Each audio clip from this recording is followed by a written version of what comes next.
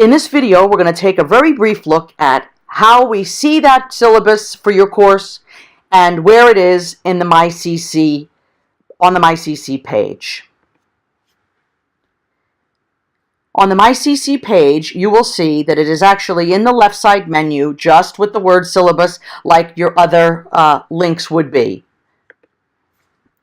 And when you open it up, here's what you're going to see. This is a typical Cambridge College concourse syllabus. This one is for college mathematics. It was the fall 2017 online section, 3 credits.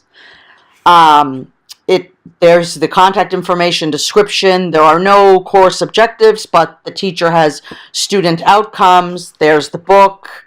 When we go to the second page of it, we can see that we have our institutional policies for credit hour definition, student attendance, academic integrity, etc.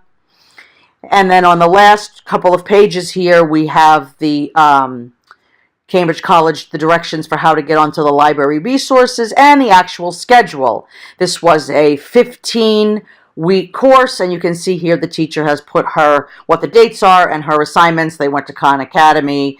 They had discussion questions in the forums for an online course.